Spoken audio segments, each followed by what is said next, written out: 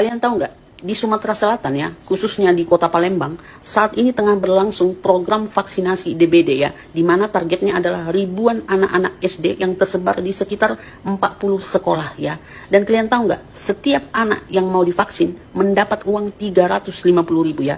Dan ibu-ibu ya yang ikut sosialisasi vaksin ini juga mendapat uang 50.000. Ketika ditanya kepada Dinkes ya, itu uang untuk apa ya? Dinkes itu menjelaskan bahwa uang 350.000 itu adalah uang kompensasi, uang transport, bukan uang karena mau divaksin. Apa bedanya Bambang? Dan kalian tahu uang itu dari mana asalnya?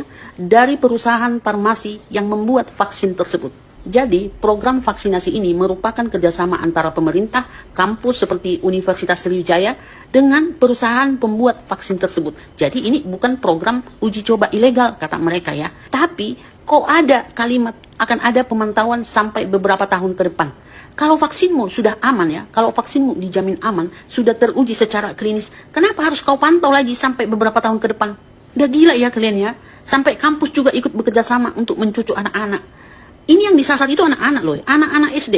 Jadi ada dua vaksin ya, yang paling sering digunakan di seluruh dunia ya, vaksin DBD ya. Sebenarnya ada beberapa, tapi yang dua ini yang lebih sering digunakan. Yang pertama itu adalah vaksin Dengvasia ya. Ini dibuat oleh perusahaan farmasi Sanofi Pasteur ya, sudah digunakan sejak tahun 2015. Nah, vaksin Dengvasia ini hanya direkomendasikan kepada orang yang sudah pernah kena DBD ya. Kalau diberikan kepada orang yang belum pernah kena DBD, maka justru bisa meningkatkan resiko gejala berat ya. Fokus dulu kalian ke kalimat ini ya. Kalau diberikan kepada orang yang belum pernah kena DBD, justru meningkatkan gejala berat ya. Artinya kalau ada seseorang yang belum pernah kena DBD, terus diberikan vaksin Dengvasia ini, kalau dia nanti kena DBD, maka sakitnya itu makin parah coy. Artinya apa ya?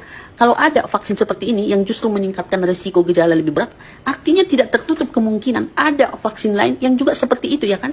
Ketika diberikan kepada orang yang belum pernah kena, maka sakitnya justru lebih parah coy. Nah, vaksin yang kedua itu adalah vaksin Qdenga. Aku nggak tahu cara bacanya, pokoknya Qdenga ya, seperti ini nih. Nah, vaksin ini dibuat oleh perusahaan farmasi Takeda ya. Sudah disetujui di beberapa negara ya, di beberapa negara doang ini ya, tahun 2022.